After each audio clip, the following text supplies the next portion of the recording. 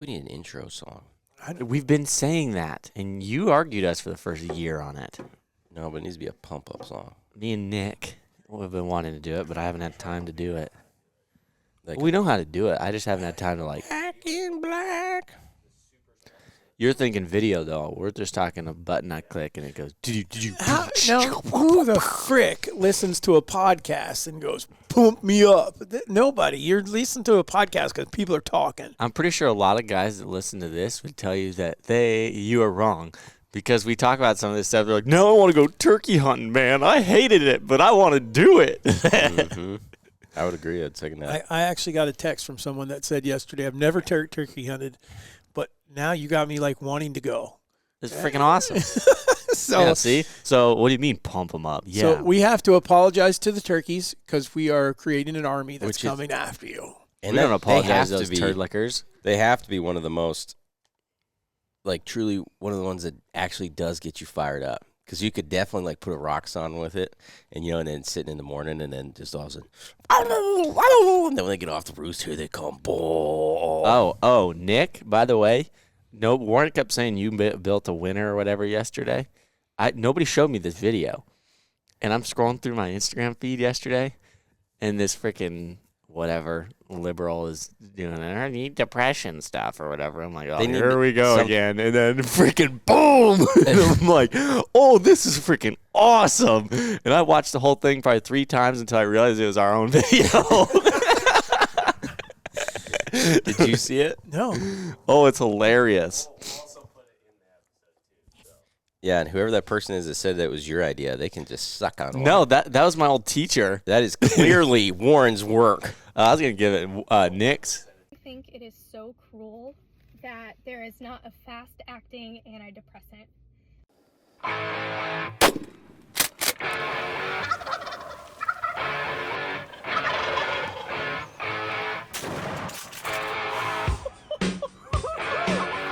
Let's go, buddy.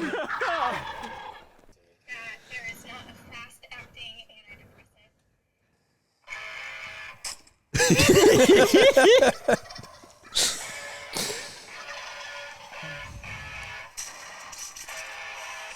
I like how he used all 2 of our shotgun kills.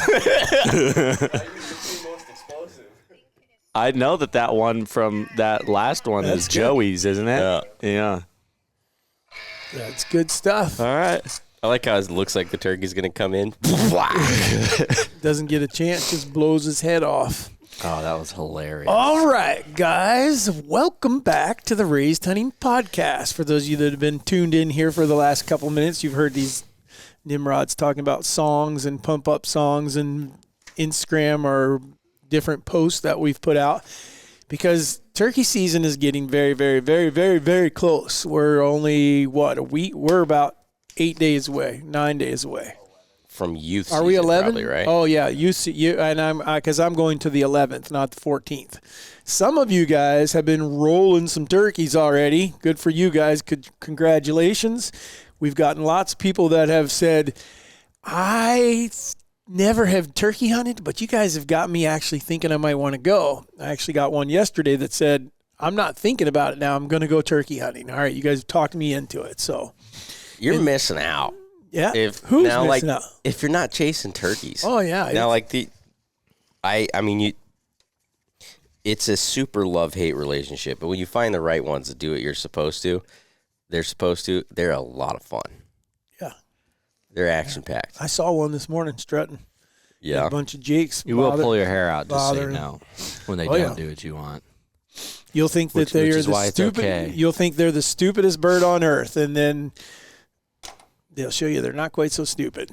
So anyhow, long story short is we want to thank you guys. You guys have been following directions. We've been getting some more reviews. Guys seem to be telling other people about the podcast because we got some new listeners. Easton's got some more stories. We got a new black hoodie. So if those of you that are thinking about going turkey hunting for the first time, you need black. If you're going to sit in a blind, black on black, but it shows up a little better, the logo. It's an awesome sweatshirt. Yeah, you know how when we got the design in, you liked it more? Uh-huh.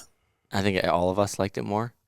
I've now had 2 guys asking if it's the new one or the old version of the black one because they want the old version.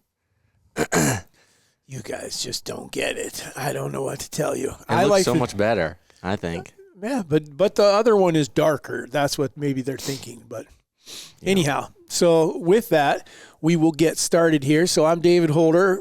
We're here at the Raised Hunting Podcast. I'm joined today by Warren and Easton. Today we're going to go one more step in the turkey situation. We're going to talk about how we're killing them. And we're not talking about scenarios necessarily. We're talking about what we're shooting them with, whether it's a shotgun and patterns and shot shells. And then the inevitable, controversial broadhead. What broadhead do you use? Oh, man. I can't imagine that this might not go viral because people like to argue that I have the best broadhead and it's the only one until they wound something and then they're like, oh, the broadhead didn't work right. Stop doing that. It's not your broadhead. It's you. Nice. Call them out for it, Dave. That's all it is. So, Well, some of it is a broadhead. now, once in a while. Like when they're shooting them all with fixed blades. Yeah, I mean, so hopefully we're going to help you guys in that regard. And actually, Easton had the first failure that I've experienced in my hunting career of a broadhead that just failed. When? This year. On heavy. On heavy. Oh. That broadhead curled. I've never seen that happen. I've never seen a broadhead just like not work. And that's an issue. If you find you got broadheads that are not, meaning when I'm saying not work, meaning the metal does not withstand something or the ferrule does not withstand something or blades are all breaking off and things like that. And maybe I've either been very, very lucky or I've just picked the right ones that I felt I did enough research before to make sure that they were going to withstand that. The one he was shooting, though, I've shot many, many times and it worked just fine. I'll bet Heavy loves that. He's probably telling all the chicks, I bent a broadhead. Yeah. I am iron, baby. That's okay because that means he's going to be breeding every day. You know, he's going to have no fear to walk out in front of you next time. That's great because I'll freaking smoke him. Again. He's going to be so old, he's going to be ready to rock. I was going to say, I'm wondering how old he is now because I think he's 6 or 7 at least. All right. Warren. All right. Take care of your talk about folks that have reached out. We had forgot that there was comments on Spotify. So I'm going to shout out a couple of these folks. Archery Dude, Pricey 9595, Griffin Rayner. He says, does everyone in the race crew call it bags? Man, it's cornhole where I'm from. It's bags, dude. You ain't freaking throwing any corn in any hole. You're throwing a bag into a hole. Yeah, no. Ours are little sand beads. I know for a lot of Midwest folks, you got a lot of corn coming out of a hole, but I have a hard time saying that just because I've heard people refer to cornholing their old lady. Oh, Dad. Wow. And so I'm not calling it that. I call it bags. That was unexpected. this is perfect. This is perfect timing. Josh Mail on Spotify. It's a good episode, even with David's weird comment about us old guys at the end. I can't wait to hear what he says on that one. That's messed up. Belmuth. Love the podcast. Enjoy all the conversations you guys have. Learned a lot, and I have a plan to use while I'm hunting. I'm a long-time listener, first-time commenter. Keep up the great work. Appreciate you, Belmuth. Boy, I'm disturbed now. I'm disturbed. We need to come up with something for... That's got to be the most redneck term that you could ever refer to. I don't use it. As. I just heard. I don't need to know anything about what you use. Yeah, that's gross. We need to come up with something for our podcast people, like an event or something. Because some of these people, there's 3 years now. We're at like what? 150 some episodes or 140 or something. Yeah, so we're almost over 3 years worth of episodes, and some of these guys have been day one. Like, I feel like it's 2 years, isn't it? No, dude, it's 3. Is it really? We're in the midst of year 3. What did you say, Nick? This will be what number? 140. We need to have like 150. There, we should do like something 7 weeks from now. Big giveaway. We do a big give. Yeah, I was gonna say big giveaway or something. All right. Well, I've got 2 stories that came across my desk. One was, I think, discovered on my desk when I was cleaning it. So thanks for sending it in 6 months ago. I may have read this. I'm not sure. I don't know if I did or not. I don't think I did. It is not turkey related or anything, but I'm going to read that one. And I got our our boy Chase sent us another one because he knew I was desperate. So if you guys got turkey stories, especially because some of you guys are probably already in turkey season, help your boy out. I'm losing my reading lessons here, so I get one a week. Today's is from Ben Geiger. Not sure how you want to say that. Geiger. Geiger. If I butchered that, which I did, I'm sorry. He says, podcast story for you guys. This stuff works. I've hunted in northwest Wisconsin since I was 10 years old, and I've tried the occasional droppers and scent sticks with no real success at all, no matter what I tried. Once I heard about the raised scents, I decided to give it a try. I bought the Scrape King gel and started to make a mock scrape over my cell cams. I was in disbelief when I had bucks showing up in every single mock scrape that I had made, putting the Scrape King on the licking branch above them. I ended up getting 3 separate respectable bucks showing up on one of them, at least one of the 3 every single day. On this scrape, I captured one of the craziest cell cam videos I've ever seen, watching one of the 10-pointers get up on his hind legs, catching the 1.5-inch diameter main limb with his rack, and going on to do his absolute best to tear it off a tree. We call that the party trick. It's a fun one to see. My brother went on to shoot this buck a few days later. About a week before that, my brother shot his. I went into a different area with multiple shooter bucks. I set up a mock scrape with Scrape King on a rubbed up ridge line in front of me, and I climbed into my saddle. Exactly 1 hour later, I had the thick 11-point with split G2s and a split browse, walking directly towards the scrape up to the ridge. I drew back as he was checking the scrape at about 18 yards, and I smoked him. He went 45 yards as I watched him fall over. Thank you, Raised Scents, for an awesome product. I will continue to use your stuff, and so will my buddies, and they could not understand how I was getting all the trail camera pics that I was and showing them every single week. If there is an email I could send the video to, I'd love to show you guys. I answered him, so I'm pretty sure that he sent me a video, and now I'm really shocked at it if I did not read that. But I don't think you did. I don't think I did either. So thank you, my man. You did not read that one. I can tell you that we haven't heard that one. So, But the fact that you lost it that long makes you a jellyfish. what's a jellyfish? Where's the punchline here? I don't know. You'll learn later, and you can thank Eric Robards. Okay, it must be coming in the wacky facts. Oh Lord, they must have like a no memory or something. You know, the thing about Ben, what I think is awesome there, is that's how this started. Yeah. That's how Raised Scent started. It wasn't about trying to get a deer to come in to shoot it. I was looking for a way to get more videos, more photos of deer before, get a better inventory of what was going on. I wanted more bucks to stand in front of my trail camera, period. And that's where it all started. And that's what it sounds like he was doing. And that's what the same results he got out of it. And he's using the same product that I started with, was our pre-orbital, which is Scrape King. And it's now it's far beyond what I ever dreamed that we could be communicating with a whitetail deer. But we'll save all that for the fall. We're talking turkeys. We don't have a turkey scent. We might Yet. Not a scent, though. Yeah, it might not be very effective. We might have to cornhole. We might have to get Joey Richter's out. Yeah. Yeah. Turkey nip. Mm-hmm. Remember that? That kid. Oh, man. Yeah, that'd be funny. All right. All right, here we go. So you're holding on to Chase Knowles' story then? Yeah, I don't have that many, so I got to do one a week. Oh, okay. The way you made it sound, I thought we might be talking about reading too, but that's okay. Now, and do us a favor, guys. Someone sent one in that's really, really long. Oh, it was Garrett. I just talked to him yesterday. He's going to revise. Okay. I'm not calling you out, Garrett, but it was long. And the cool thing is I love reading them. A lot of times we'll read them before we read them on here. And, I mean, the story, I understand to get everything in that you want, you got to put all this in there. But we got to limit them when we're reading them on the podcast. So I told him I already get enough crap from Warren from being a poor reader, which I think I've become a better reader from day one, actually. But keeping it shorter is much better for me, so I don't have to hear as much crap. Gotcha. All right, so what are we talking first? We talking about shooting him in the face with a shotgun? I'm so aggressive. Or are we talking about shooting him? I think do bows.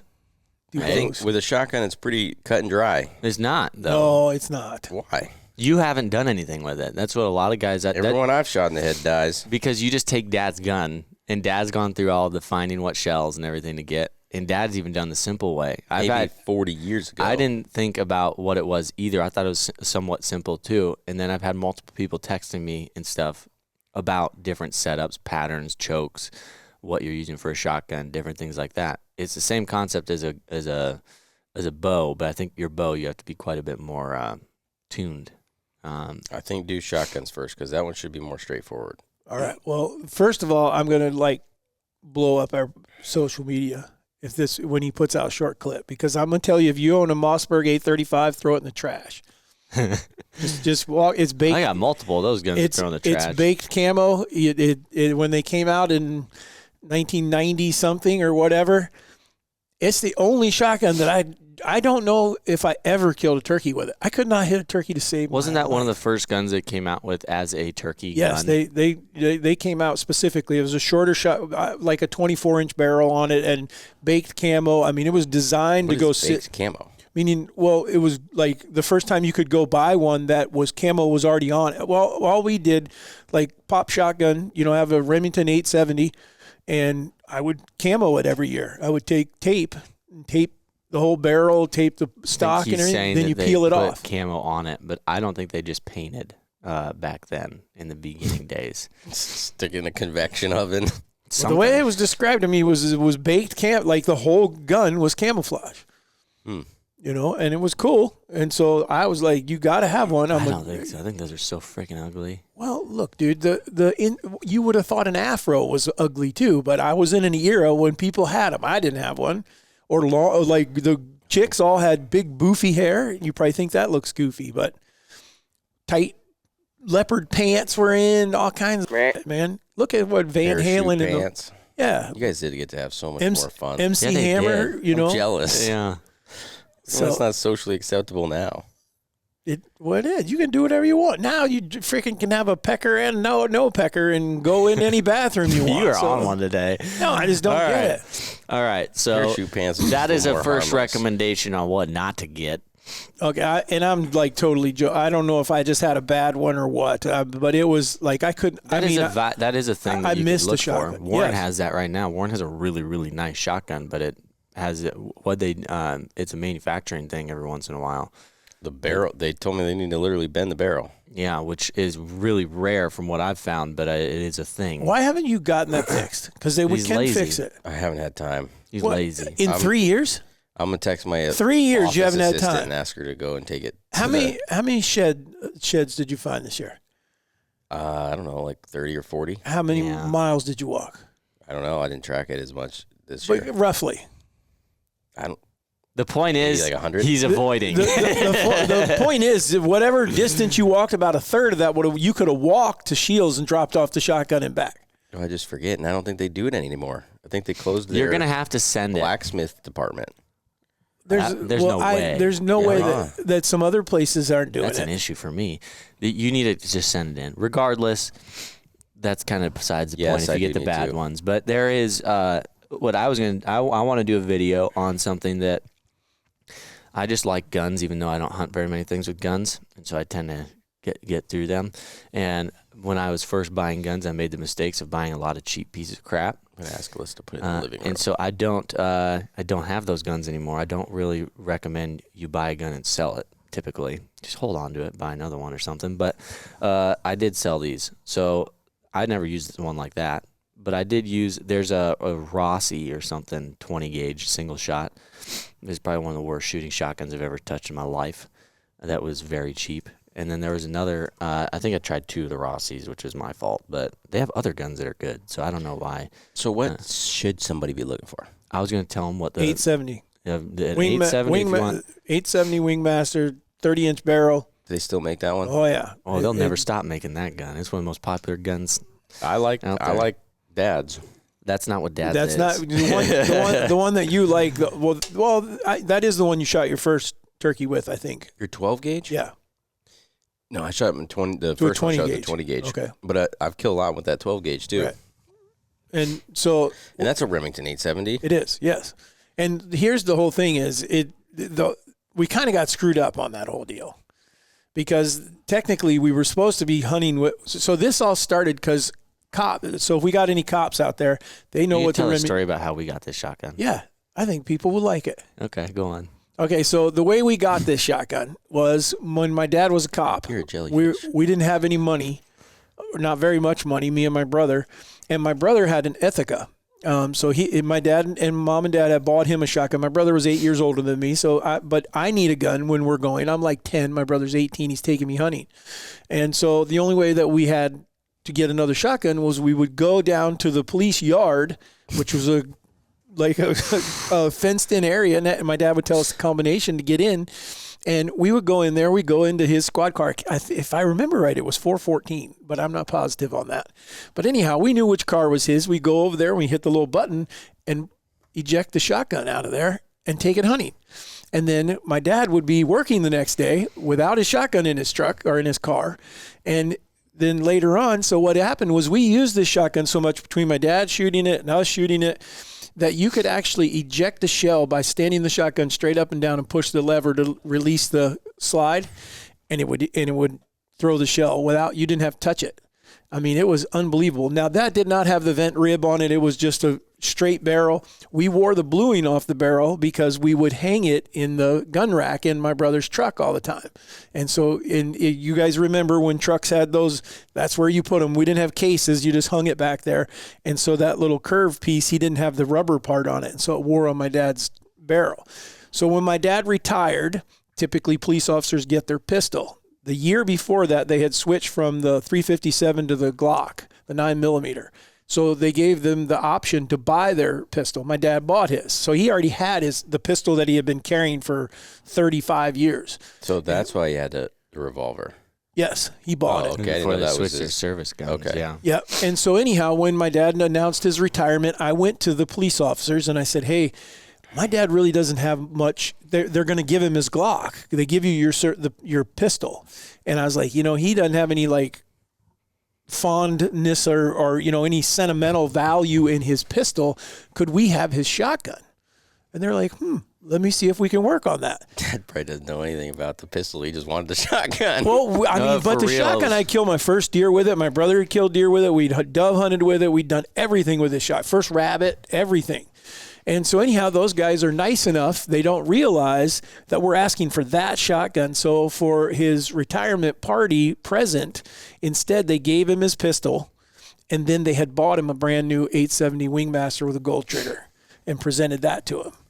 And so we got another 870 Remington 870 out of it, but it wasn't the one we would have taken the junky one, the one that was all beat up and everything, but that's okay. And so then now that one's And that was probably a service gun, wasn't it? Like all black? No. Oh, they had wooden stocks on them then.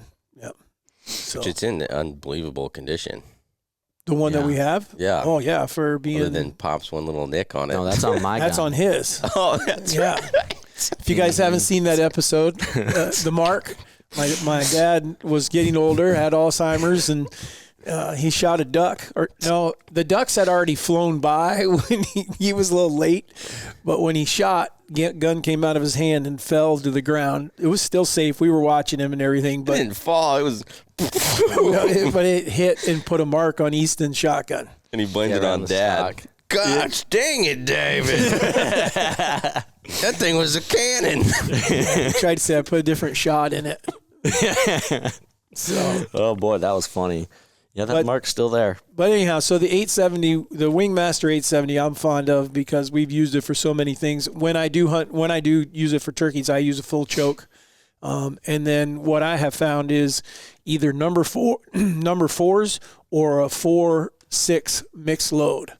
I don't have a Federal Winchester. I'm not sure which ones. I haven't shot it in so long for a turkey that I can't remember. I don't prefer a 12 gauge for shotguns. No, There's really not much use. Okay. So let's go to. Hold on. No, you're going to pause for a second because you're just uninterested in this. A No. lot of guys enjoy the shotguns. That's not true. That's You're not like, true. I'm trying to give tangible information. So let's back up. New turkey hunter. They need to get their first shotgun, or they're going to borrow one. 12 gauge or 20 gauge. My recommendation is if you're only doing it for turkeys and you're not going to get other things, that's hard. You should have everybody's first gun's a shotgun. You should already have a 12 gauge. Okay, well, they don't. So 12 gauge or 20 gauge? And I personally feel as though I'm unqualified to answer this question. I agree. The issue I'm having is I a agree 12 with gauge is Easton. great for everything. Right. If you're going to also do some dove hunting, you're going to do some other kind of bird hunting, having a 12 so let's gauge. just say turkeys. Okay, just for turkeys? 20 gauge. And I'm I've got probably the gonna go exact with gun you want. 20 gauge. Okay. And I would tell you, go to the So- Shields, get a Stevens 301. You can either get it already set up with everything on it, or you can get it without everything Why on would it. you want the smaller? Why would you want a smaller? You don't need the 12 gauge power, and the patterns are like you're gonna freaking, unless you actually take even more time to do something with your patterns, you're just basically blowing the whole turkey away. And I think, What and, about a duck? They're shooting further too, and you and use they need a larger spread and a different shot. Different than a different choke. Okay, but here's what I think that we should clarify. We have taken what we do with our bows, which is shoot things close. We don't long range archery hunt, and we're doing the same with the shotgun. We're trying to get them into 35, 40 yards is minimum, and a lot of times we're shooting them at 15 or 20. And so, therefore, we're not the guys out there. There are some guys, I think, that are shooting, would tell you 12 or a 10 gauge because they've also got it choked for turkeys in a specific, whether they're reloading it themselves. They're shooting turkeys at 80 yards.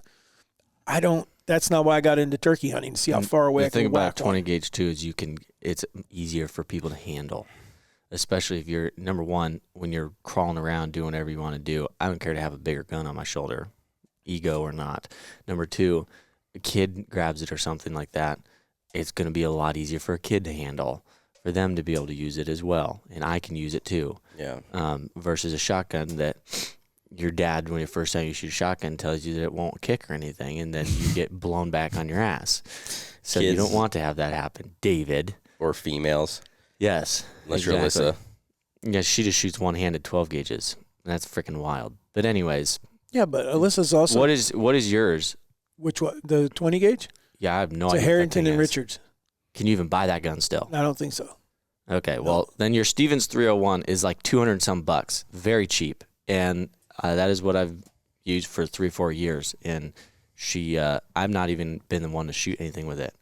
Everybody else has used it, but zero issues whatsoever. And it's cheap, super easy to get. You can get it with a red dot or Yours not. is a single shot, right? Yeah. Breech, it just breaks open the Yep. barrel. So what we're referring to, the one Easton has and the one that, and I inherited mine when my brother passed. That's how I got the 20 gauge.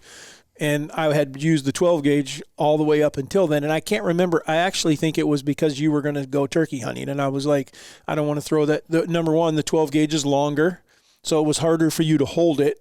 Number two, it's heavier, and it was also going to kick a little more. And I'm like, all right, what if I put him in a 20 gauge? So what I did was put out a turkey target that, at like 20, 25 yards and said, we're going to shoot this. And same thing, we sat you down and boom, and it rolled him on his back, kind of like what it did Easton. And now we're ready. We just do it again. And, but my point is, it even surprised me when the 20 gauge was putting not just as many pellets as the 12 gauge was, maybe even more. And I was like, wow, this is a cool deal. So if Warren's looking for the simplicity that we've been looking for, Stevens 301, that shotgun will come with just about everything you need. You don't have to go into all your whatever you want to put on it. You could literally walk out in the woods and hunt with it. Pretty good right there. There are other things you can add to them if you want, that if we wanted to get into those later on, we could. But the only other one I would tell you, no matter what shotgun you get, especially as a beginner, you get a shotgun, whether it's 12 gauge or 20 gauge, 410 even, that's becoming quite popular. But whatever you do, it's going to be able to kill a bird as it is.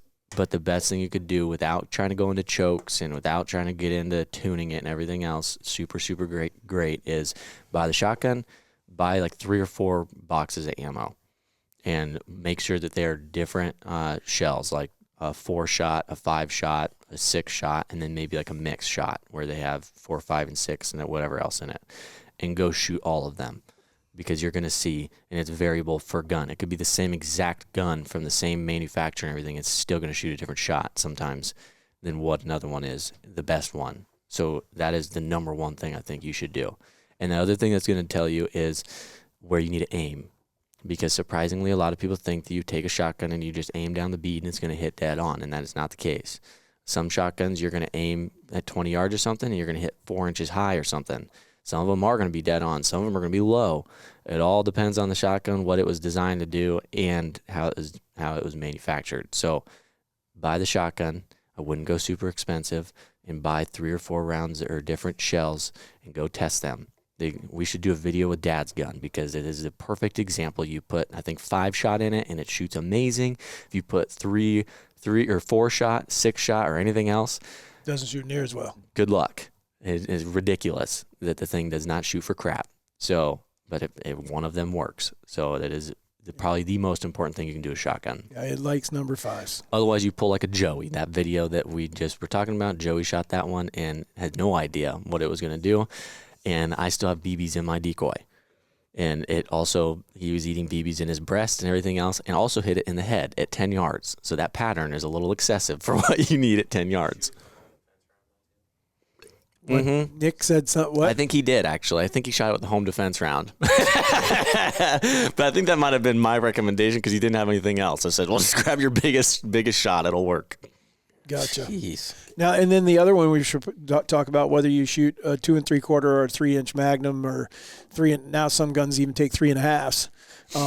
3-inch Magnums is plenty. 3.5s are definitely overkill. 2 3/4 work, but I would prefer a 3-inch shell. So when you look at a shotgun, if you're looking at and the only reason I think what we're talking about on these 20 gauges is these are single shot 20 gauges. If you're looking something that you can use for everything, you probably want something that can shoot multiple times. Whether it's a pump, whether it's a semi-auto or something like that. It's like dove hunting. I would not want to go dove hunting with a single shot. No. I'm not that good a shot, so I need to be able to follow it up. So, anyhow, single shot run forever too. So to summarize for folks, if you're just doing turkey hunting, they're recommending a 20 gauge single shot with number 5s. Number 5s. You can't recommend that. Well, I can. Okay, so You have Dad to go recommends number 5s. Easton recommends buying 3 or 4. 3 or 4 boxes. I agree with you. 3 or 4 boxes, and then going and patterning it. Do they need to buy chokes right away? Nope. Don't worry about it. Don't worry about it yet. So Just the shoot shells what's are on you're gonna shoot those shells, and that's gonna tell you what your pattern needs to be. It's going to tell you a good enough and tell you how to shoot when you go in the field and you got a bird at 20 yards or whatever. How you need to aim. So for all of our new turkey hunters that are trying to figure that out, if you need to go get a gun, our recommendation for just turkeys, if you're looking for a more universal gun, we'd recommend 12 gauge. Otherwise, 20 gauge, and buy numerous boxes of shells, and then go to the range and shoot each of those and see which pattern is best. And I think that in case you don't know what you're looking for in a pattern, you don't want like super tight, because then you have to hit exactly where you're aiming. You want a decent spread, but you don't want it to be so spread that you're only going to have 1 or 2 BBs in their head. Conveniently, there is a video on this on our YouTube that Nick could put in the bio. That is, the whole goal is to however many BBs you can get in their head at the most distances that you're looking for. But it's all explained and very, very detailed. Okay. And if you're not sitting in a blind, go buy you some tape. Tape that gun up. Make sure it's all camo. It's just fun. I don't know that it's I absolutely. painted mine. I Or mean, bake it. Camo. You could put it in the oven. Don't put it. Do not tell people that. We'll get someone calling us. I put my gun in the oven and it didn't work. Yeah, this is why Ryan's telling me we need to get insurance for media. The oven alarm went off, and It's like Oh, you put your shells in there too? it's like the 2 girls that caught the pizza box on fire. Oh, boy. Which caught the apartment complex on fire, and they said we followed the instructions, and it was the only thing on that box that was still not burnt when we got there. And it says to reheat this pizza, place in the oven at 425. It just didn't say take it out of the box. And it was a cardboard box. Oh yeah, they stuck the whole Domino's pizza box right in there and caught the oven on fire, caught their apartment on fire. It was a Domino's pizza? I believe it was. Oh, my goodness. Okay. Anyways. All right. Next. So we're going Bows. to archery now? Sure. This one I think we're all going to argue some on. Well, this one I think we've... Somewhat fine-tuned, but somewhat not. Well, so the one element that changes when we go to archery is that I think we can all agree with a shotgun, you're aiming at their head. Shoot them at the head. Don't shoot them in the body. Yep. Shoot them in the Unless head. you want to eat BBs. I don't think anybody wants to do that. Plus, I don't know that it would kill them near as efficient. Well, it ain't gonna knock them down like it does. So it might knock them down, but I think it might take You them. shoot them in the head with a shotgun. They're done for. Yeah. Yeah. So shoot him in the head with a shotgun. Everybody agrees on that. Now when we go to archery, now things change because if you're going to shoot at the head, you need different broadheads.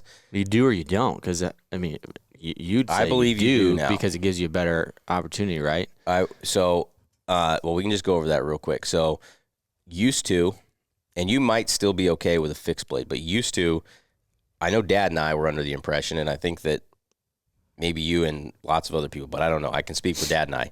We figured if you shoot a turkey with it in the head with any broadhead, You're fine. you're going to kill it. As long as you hit If it. you hit them correctly. Right. And Well, you guys do need to clarify because I didn't know this till 2 years. I've never shot him in the head. Never even tried. Are you shooting him in the head or are you shooting him in the neck? so that's the thing. Okay. One, I do think that I would not recommend shooting him in the neck with a regular broadhead either. Okay. A fixed blade, you might be okay, but an expandable, definitely not. And then in the head, absolutely not. And so when we say the head, we're talking about the hard part Where their on the eyeball top. is. Yeah, like do not shoot him in the head. So, and where we came up with this is Dad shot one time in the head, and you hit that one right on the top of the noggin. Right in the back, a part of, like You right hit one, behind I his think. eye. Yeah, well, we're getting there. So Dad hits him like right behind the eye. Turkey flops and flips over Man, and everything. I mean, we and thought he's done. yeah, and so Dad and I are high-fiving or whatever and not really concerned about it. And then he just takes off running. And we're like, what the hell?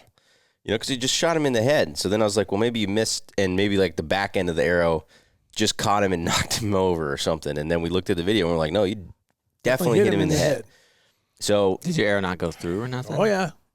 It zipped right through him. but this is an expandable. So long story short, we give it a bit. Dad goes back, finds the turkey, does kill it, but he made it like 200 some yards. Oh, maybe 3. So made it a long ways. So you got lucky finding him. Oh, yeah. Absolutely. Yeah. And so that was instance one. And so then we were like, okay, well that maybe, and that was a freak thing, you know, a 1 in a million type scenario. Then I shoot one. We have a turkey at like 5 yards, Yeah. right? And so he's got his like head down. He's like on, I think, was he on the decoy? He's coming right at it, I think. So he's like facing right at us. And so, I mean, he's point blank. And I'm like, I'll just put my pin right there on the top of his beak and I'll hit him right in the noggin and obviously kill him, right? Well, I hit him exactly where I was aiming. And Dad's like, you missed. And I'm like, no, I did not miss. And because he runs off. But I could see something he was shooting a flopping. lighted knock, and I saw the lighted knock goes by the turkey. You know, with my naked eye looking through the camera. You know, and so then we play it back, and we see, well, you hit him.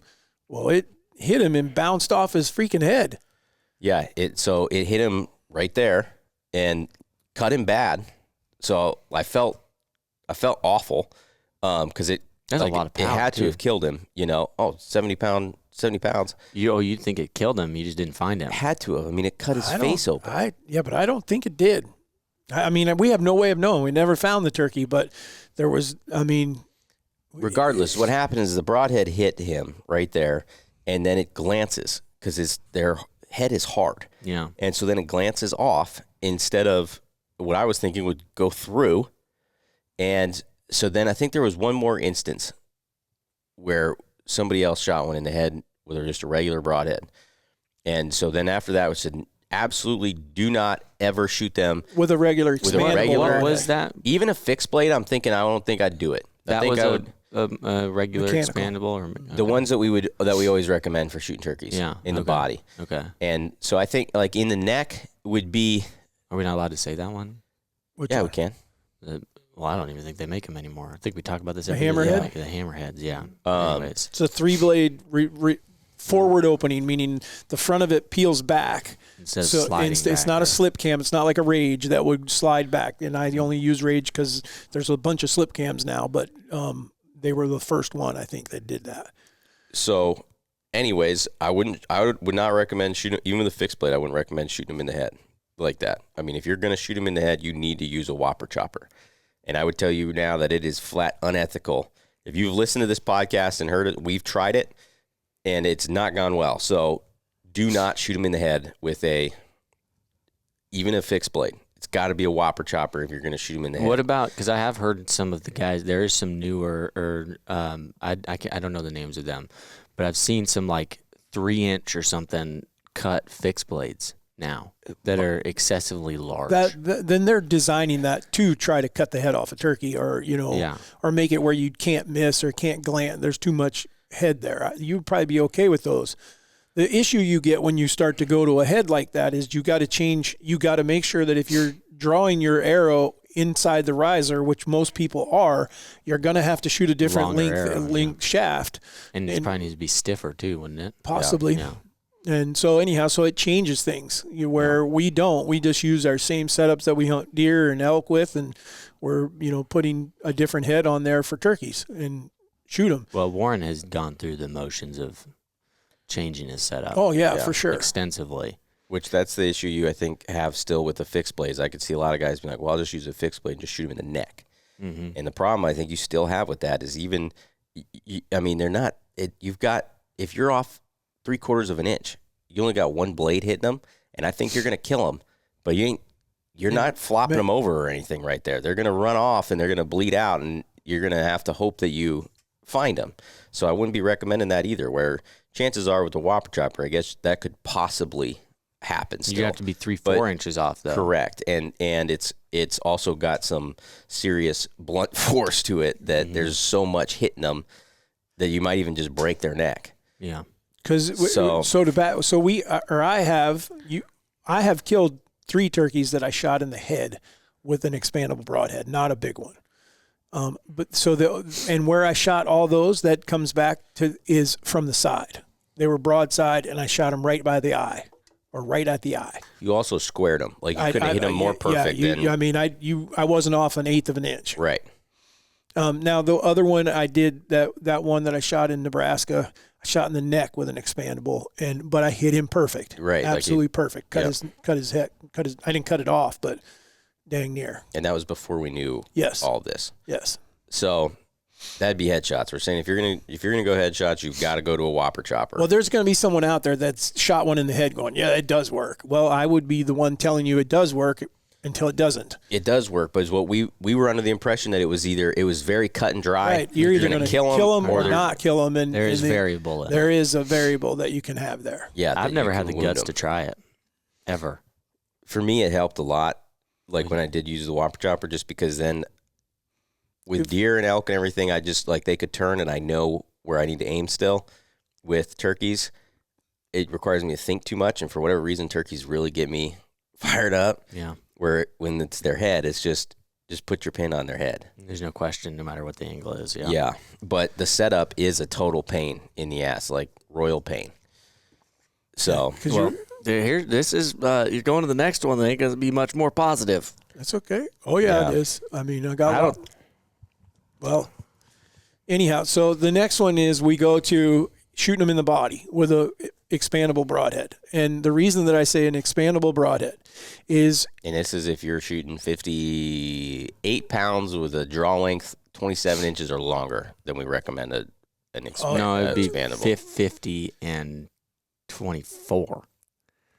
With an expandable? You're talking about for me? No, I'm just saying, like, you need to have your draw length, if you're pulling 50 pounds and your draw length is 25, you're not recommending an expandable. Don't shoot an expandable. Yes, you want to wait till you get it. And this is for the average guy out there shooting 65 to 75 pounds. He's shooting a 400+ grain arrow, and what we're saying is if you stick a broadhead on there that is a fixed blade, doesn't matter the manufacturer, you're probably going to blow through the turkey. Not guaranteed, because there are places you can hit them, and you hit them in the wing butt, you ain't blowing through them. But if you hit them in a lethal area, you're probably just going to zip an arrow right through them. The problem you have with that is you just killed that turkey, but that turkey could end up 300, 400, 500 yards or farther away because he can fly. We got to back up. Okay. We got to back up because you are talking about where you shoot turkeys, and it's the most uncommon place people shoot turkeys. Correct. Everybody else knows it's becoming more common. It's become a thing. It's definitely become a thing, and I would like to think that you're the reason that has become a thing. And it's controversial still. I agree. You're either going to hear people talking about shooting them in the body where the vitals are, and that is, I don't even think you really have much of a reference when it comes to body the wing butt, pretty much. Yeah, you're basically trying to put it right next to the wing butt. Between the wing butt and what we describe as the shiny spot. And so what you're looking for there is, if I'm sure maybe we'll pop an anatomy thing up here, but you're looking for the vitals like you do on any other animal you're hunting. The issue with that is there's... Nick, could you hand us that? Oh, yeah, there you go. You're looking to... So for those of you that can't see, we got a turkey vital. We got a strutting turkey here that we have a diagram of, and then we have the bone structure and the heart and lungs located on it that you could visually see on the podcast. You'd be looking to shoot them somewhere up in here, which is higher than where we shoot them and further forward. The goal is to hit them in the vitals. They're dead in 10, 15 seconds. The issue with that, number one, is it's a small area to hit. Number two is 10 or 15 seconds. There is an issue with that. Because when you shoot them there, we all know you shoot a deer, you shoot an elk, whatever you shoot, no matter how good you hit them, you ain't killing them immediately 9 times out of 10. They're going to be, the best situation is 10, 15 seconds, like I said. If they can get their feet under them, if they make it any longer than that, and these suckers have a will to live, so that's another issue. But if they get their feet under them at all and they fly, which that's all they need their feet. And if they can get their feet, they're going to fly. And when they fly, you have, number one, tracking blood is going to be dang near impossible. Number two, they have a lot of feathers, so blood isn't not really going to be an option. Number three is there's nothing for a dog to go off of when they're flying. Number four is they like to freaking hide, so they're going to fly however far they're going to fly. It could be 100 yards, could be 300 yards. They're going to hunker down into something where finding them is going to be me to dad here. And you're hoping they move or something, or you catch a feather or something or whatever to see them. There's lots that can go wrong with it. The plus side would be that the thing just gives up on his will to live and dies right there, which doesn't happen very often. So that's most common shot, I'd say, for bows. So what Easton's describing is the most lethal shot on a turkey, we would agree, is heart and lungs, just like anything else. Meaning, here's what we're going to talk about is the shiny spot. It's the copper band on their wing. I'm showing this. Yeah, this is quartered a little bit, but somewhere between that copper band and the top of the wing butt should be somewhere. They've got it as back here because the bird is strutting. But like right here, so between this and this is where they're saying that you want to hit them. And that's what's on most of your 3D targets as well. They're actually, I think 3D targets are honestly a little high to me. And they're back here. Are they more in the center of the lungs? Yeah. Okay. Now do we want to go on where that is your issues, the goods and bads about shooting them right there. So and there's nothing for your arrow's going to zip through them no matter what. Long story short, we're saying there that you could hit them where you're supposed to, but you still have a high likelihood of not recovering them. Correct. Yeah, because bar none, I mean, I don't have any statistical data other than all the people that I've talked to. This right here, I believe, is the number one animal, the highest animal that is lost from arrows. With archery equipment? With archery equipment. Gotta be. I believe that, and a whole lot of them are killed. And that's why I think that this is shooting a turkey with a bow could be argued. And I'm very, very, very on the fence on whether you should be doing it or not, no matter where you're shooting them. But because I'm a culprit too. But go on. I feel like Whopper Choppers is pretty. I just feel really weird about shooting with something that big right in the head, especially when Dad says something along the lines of, "Yeah, I almost cut his head off." That makes me feel pretty odd. But it's ethical. I mean, it is. If you remove the emotion out of it, would be. I guess I would add the emotion in. Technically, it'd be subjectively, it's way. Yeah. Because I'm with Easton though. I would love to know whether our listeners, when you shoot the head off of a turkey, I mean, it's gory, lethal, but it kind of makes me feel weird. I'm like, did I like just want to see their head fall off? No, I just wanted to see them die quickly.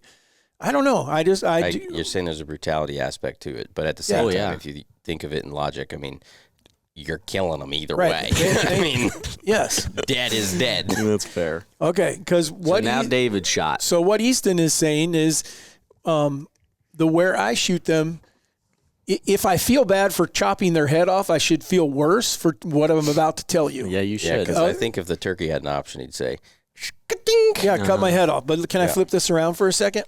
So this side does not have the does not have the schematic on there of the lungs and the vitals and the bone structure. And this is what I'm referring to as the shiny spot. And in the front left corner of the shiny spot, if they're at full strut, is I'm looking for their legs, and I want to follow their legs up. And what I'm doing is I'm shooting about, I don't know, 3 to 4 inches lower than the actual vitals. This is subject to people that aren't watching or viewing. Yes, this is subject to a strutting turkey. He is broadside. You either have to imagine it if you can't see him that well, or you follow the legs up. So, and there is a copper band on. I believe it should be on every breed. Yep. And I think it's dang near in the same exact spot too. Mm-hmm. There's a copper band that goes from the feather colors to a copper band to the body color of the feathers and everything. It's very obvious, but we call it the shiny spot. So that is what he is referring to. And so I'm looking for the bottom left corner of the shiny spot. And what I'm looking at doing there is because, as Easton mentioned before, if I can take the legs out of a turkey, okay, I mean, and I'm going to say it again because I don't want people to go, what, you meant the wing. No, I didn't. If you can take the legs out of a turkey, they can't fly. And that means because they're a big bird, they have to be able to get up off of the ground to get enough underneath them to fly. So what I'm trying to do is break down their legs, which actually I'm on the edge of the vitals. There are times when I've killed turkeys shooting them in the shiny spot where they do die, just like right now. But not always. Sometimes it's just a little bit lower. And what I'm trying to do is break both wings and both legs, and you recover every one of them. It's not maybe I'll find them or not. They're always right there. And up until a couple years ago, I was 20-something in a row that I'd shot them right here and found every single one with my bow. Recently, in the last few years, as bad as I hate to admit it, I've lost one or two. But I didn't hit them right there. I made a mistake and hit them a little bit off. Warren was talking about, I tried head shooting one and actually shot in front and cut part of his beak off. Didn't kill the turkey. I actually saw him. And so anyhow, it's been my mistake, not a mistake on where I hit them, but 100% where Easton's coming from is most of the time I have to go out and wring their neck.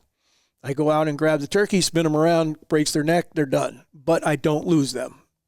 So we'll leave it up to you guys on which way you want to do it. But that's when we have a video out there that shows the shiny spot. And a lot of people now have responded and said, I've shot mine in the shiny spot and I'm killing turkeys now. I will also say, because this is one thing that last year I don't remember I think the last time I had lost a bird was over 10 years ago with Dad and shooting them with my bow.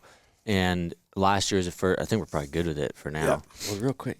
What? Do you think that's accurate? No, it's totally whack. You eat a turkey there, and that's just feathers. If you flip it around, you can see the feathers where they grow into the wing butt or the major thing on that, and it's like way the truck off. Yeah, I think it's way high. Right there. Yeah. If you hit that little point right there, that spine your arrow is ain't all the going way anywhere. up here. Yeah. Like you hit them right there, and there's nothing there. No, I think that's correct. I'm not sure that they're off because this right here, they have the top of the this needs drumstick. to be a little lower, I think, is what's going on. This. Yeah, we didn't make the Sidetrack schematic that there. we're arguing about here, so we're just using someone's. I think I've hit turkeys up there, and I'm pretty sure it didn't do nothing.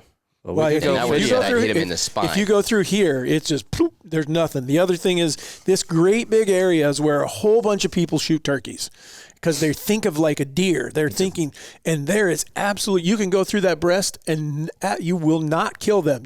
We've killed turkeys that we've shot them through the breast, then got another shot of them a day or two or a week later, killed them, and they had a hole through their breast and it didn't do anything to them. Here's the other pro to why you'd want to be shooting them in the shiny spot, and this is anybody that's hunted Western, or maybe not just Western, but like black bears.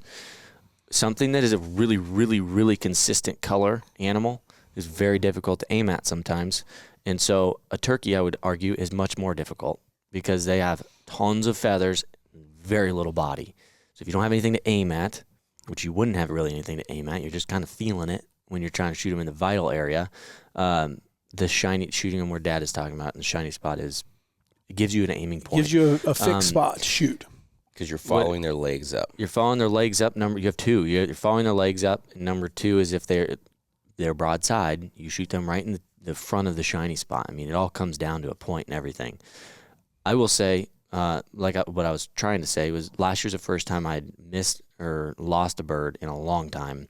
And I think there for a little bit, I was just pissed off because in all reality, when you watch the video, this freaking bird, I mean, I shoot him and it literally cuts his wing off. He's facing away from me or quartering away from me.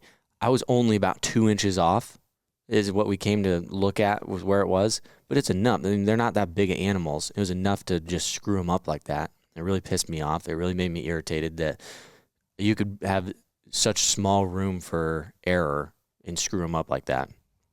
Where I think that I have to take some blame for that is not shot play or not my shot choice, whatever you want to call it, picking the right angle.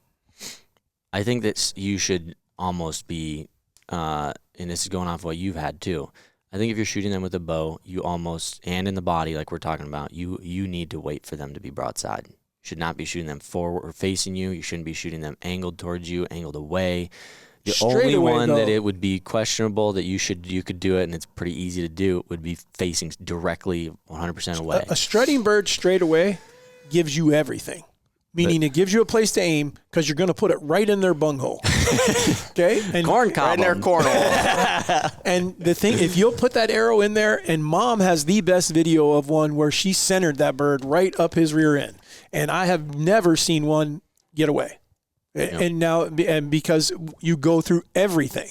Or I would tell you even non-strutting straight away. Absolutely. Because follow the spine. Yeah, you follow their head down, and you're going to hit them in the spine and break their back, and you're toast. I think we're also here on a lower level than and I would recommend you be patient.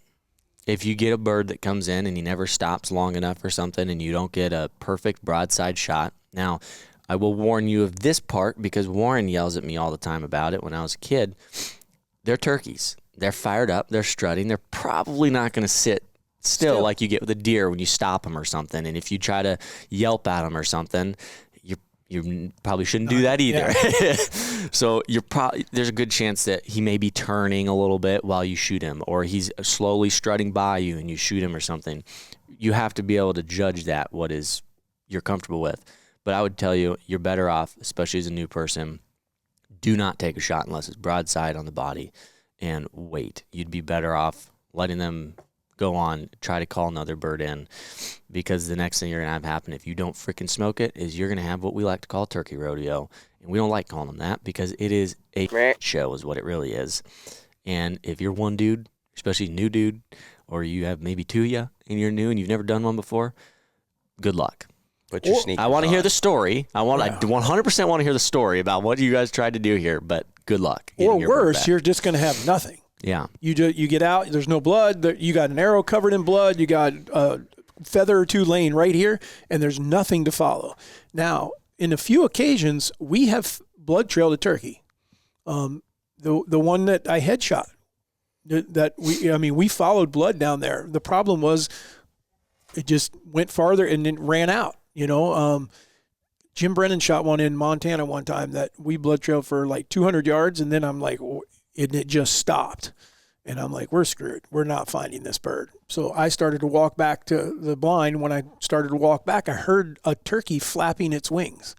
And we look across the canyon. That bird, the reason there was no more blood, it pitched. Flew. He went up and over the hill, and right when he started to go down the hill, instead of walking down the hill, I guess he felt like I got one last thing in me, and he flew across. And if that bird doesn't flap, I'm not saying we wouldn't have found him because he was about 150, 200 yards away. We probably would have scoured that, but it would have taken us hours to get to there because the drainage ran like this. We would have gone down. He's going to go downhill. He isn't going to try to go up. He was up above us, and if he hadn't flapped his wings, we wouldn't have found him.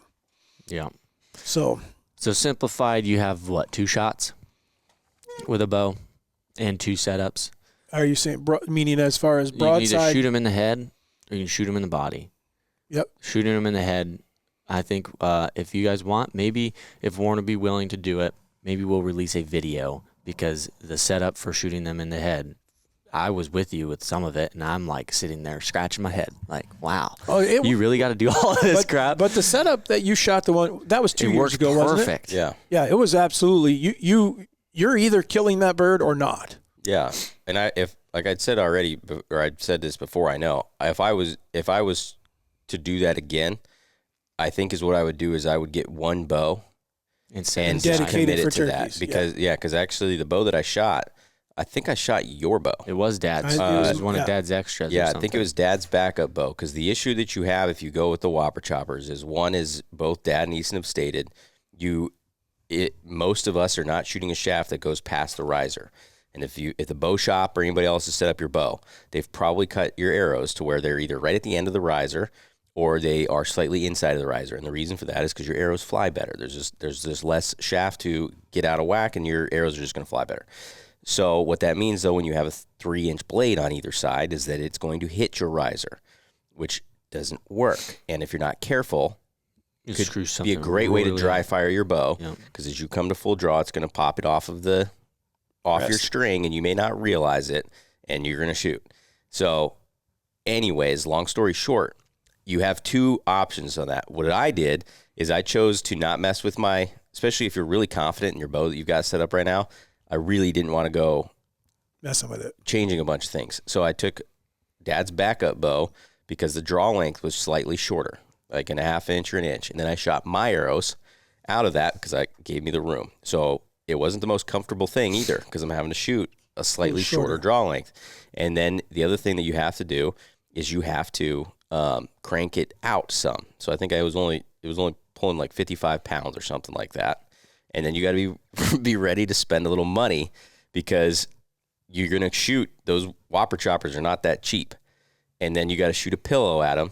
And whichever one you shoot, you need to try to get it in 1 or 2 shots because it ruins the broadhead as well. Yeah, what he's saying is you can't shoot it into a normal target. You had to put a pillow up in front of the target to actually you could see what it was hitting, where it was hitting, and then it goes into the target. Right, and they don't make, at least as far as I'm aware, they don't give you a practice broadhead either. So you have to understand that these ones that you're buying, you're going to ruin them, and you know that they're just gone.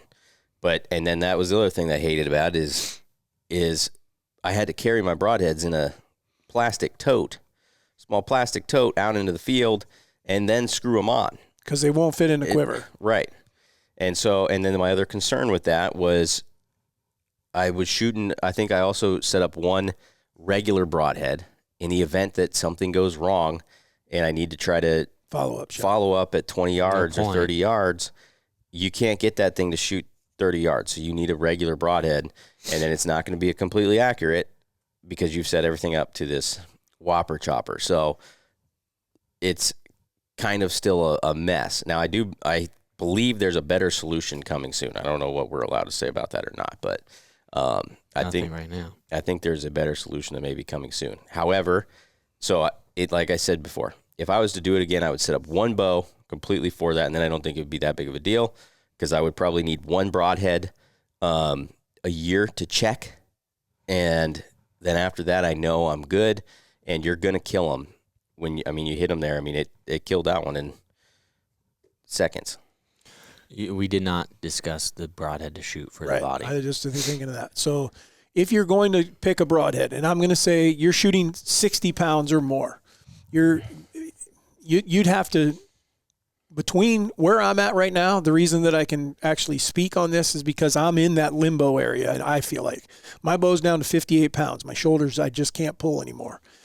And so anyhow, long story short, if I'm over 60, I'm going to shoot a 3-blade broadhead, a 3-blade expandable broadhead that reverse opens, or opens from the front. And what I'm talking about is when it hits, the blades peel back. That is absorbing some of the kinetic energy. It's also, I'm looking for one, and they make a bunch of them that are like 2 1/4 or 2 3/8 or 2 1/2 even cutting diameter. I want a big amount of surface area going through that bird. I honestly want my arrow to stay in them if I'm shooting them in the body. I don't want to zip through it because what that is also going to do, in case you're off a little bit, that arrow can screw up their equilibrium enough that they can't fly. And we're trying to keep that bird from getting flight. Flight is the worst thing. When you see a bird fly, the chances of finding it reduce considerably. We found some, don't get me wrong. 5% probably or less. Yeah, very, very few. But with a bow, if they get flight, you're in bad shape. You don't want them to fly. So that's why we shoot a 3-blade. I'm switching this year because I'm only pulling 58 pounds. I'm going to be shooting the Beast broadhead, and it's a 2 1/4, I believe. Is that right? Or it's over 2 inches. Is it 2 inches even? There's a 2 inch and then I think a 2.5 maybe. Okay, well, I'm shooting the larger one, but the Beast broadhead is only a two blade cutting, and I'm doing that because I feel like I've lost some of the power of my bow because I've had to bring it down some. We won't pass judgment on how I do until I hunt with it. I haven't hunted with it yet. 2.3 inches. 2.3? Yeah, that's the bigger one. So anyhow, I'm going to be shooting that for turkeys this year because I feel like I need a little extra cutting because I've lost some of my kinetic energy. Oh, they do have the turkey decap system. When? That is just now. He literally just released that. So. Oh, there you go. But his is going to be the same thing. Oh, yeah, you're still comes with the arrow. Oh, yeah, but you're still going to have to carry it into the field and everything with you, aren't you? Yeah, but the difference is supposedly everything that he's told me about this is that it's made to where you can shoot your regular setup. Yeah. And the arrow that provides you with is a full-length shaft. So you're not having to change anything? Yeah, because it's not a cut arrow. So it's a full-length shaft. And then I think the only thing he said is that you might have to use your 30 instead of your 20. And that it flies. I don't know enough about it yet to speak on it. What Warren's referring to is besides the Beast broadhead now, they've got Bomar's got a a decapitating turkey head. It's designed for turkeys. Except it comes with the shaft. With an arrow. With an arrow. And it's a full-length arrow, and then it's a 6 fletch, which it flies better. It's going to stabilize that arrow way better. Right. And so now all you have is you should be able to take your existing setup and just put that on there. So that's a complete hunt-ready system that delivers arrow too. Field point accuracy right out of the box. Yeah, I guarantee it is. No tuning, no guesswork. The Beast decap system delivers precision headshots with unmatched consistency straight from the package. So feelings about individuals aside, this is probably the best system that you could have because it's going to solve the issue of you having to change all of your arrows and everything. Same reason that we like their broadheads is because I do believe 100% that broadhead is the best broadhead on the market because of the things that it allows you to do and the ways that it's going to operate when it encounters bone and for big game animals. But so I want to read more on this because I might do that this year instead of. Well, I might too, because now I was about to say that Dad just told you guys everything about what broadheads to use and stuff for a bow. I will say though, I don't have one yet. You don't have one that you'd pick. No, because even those old ones that you used to get, the hammerheads, they don't hold nothing up anymore for me.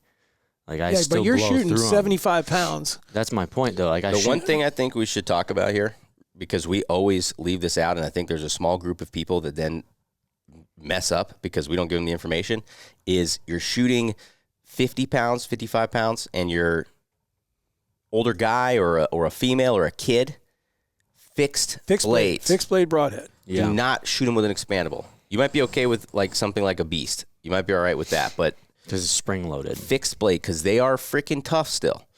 And you don't need to worry if you're shooting 45 pounds and your draw length is 25 inches. You're going to hang up in them still. Yep. You're probably not going through them. Meaning you're going to hang up with them with a fixed blade broadhead. Go ahead and shoot your fixed blade broadhead. Do not shoot them mechanical. Correct. I can show you lots of videos. Or you could shoot them mechanical. Do not shoot the reverse. Yes. Opening like we're talking about. Do not do that. Don't do that either. I tried both. We tried the smaller version.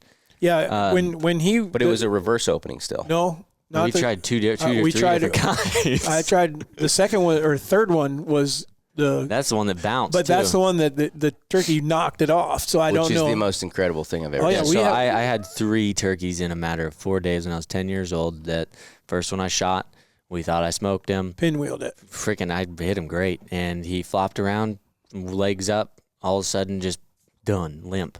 Me and Dad do our interview. Turn around, look, no turkey. Turkey had knocked himself out from flopping around, and I hit him perfect. Happened again. I shot another one the next day. We ended up seeing this bird later on, by the way. He was running around, no issues. He had broken wing, I think. But then the next time, I get another shot at 10 yards. We'd switched to broadheads at that point. We tried something else. Bird literally lifts his wing like that, like Captain America, and my arrow goes launching like 10 feet in the air. And I said, Dad's like, you smoked him. I said, no, Dad, my arrow bounced off. And he's like, what are you talking about? I did smoke him, but he literally shielded the arrow and when he goes raised flying his wing, in the air. that arrow deflects. And so that was 10 years old. I was shooting like 45 pounds and a 24-inch draw length or something like that. And then Jim had a muzzy. Yeah, and it's a fixed blade. We had a fixed blade muzzy, old 100-grain muzzy broadhead. Not an old one. I mean, it was sharp. But I'm just saying back then. Yeah. Threw that on, and the next turkey center punched that one, and it died in 10 yards. Yeah, perfect. So, yeah, lighter weight, lower setups. Fixed blade. 100%. I can speak from experience on that one. Okay. All right, jellyfish facts. Let's do ready? This is the first time that he's been sitting over here waiting to do the wacky facts since 5 minutes after we started the podcast. So I guess, yes, we're ready. Jellyfish, like other cnidarians, have a single opening that functions as both their mouth and their anus. Meaning they eat and release waste through the same opening. I understand what that means. That is disgusting. So now you know why I called you a jellyfish earlier? Yeah, I do. That one, shout out to Robards. Good job, Eric. That's just gross. That is disgusting. That is weird. That's all you got? Well, I had to go to get that one and make sure that it was there. So, but yeah, now I would need a minute. Okay, well, that was a good one for the day. All right, don't forget, guys, go to the Raised Hunting website. Check out the Raised Canine line. We got some supplements on there for your dogs. If you guys have not tried them, it will help your dog considerably. The other one is Raised Scents. June, I think we're saying, right? By June, we should have everything in stock. So all you guys that are going, I want to make sure can you guys make sure you get a hold of me because I don't want you sell out. And we're going to hopefully not sell out this year, but we're going to do our best. But I'm not guaranteeing anything either. So, but June, we should have all the scents back in. We got new sweatshirts. We got lots of Raised Hunting apparel.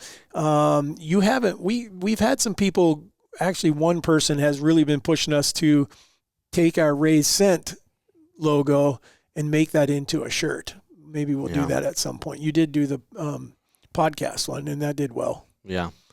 Well, the Raised Scent one, I'd list it. The podcast one was a special thing just for our podcasters. Gotcha. Yeah. But all right. Did you find your other one or no? No. We're out. One wimpy jellyfish wacky fact. That was pitiful. So for those of you that have stuck around, thank you, but sorry for letting you down on the wacky fact. There you go, being a jellyfish again. Will you close it or what?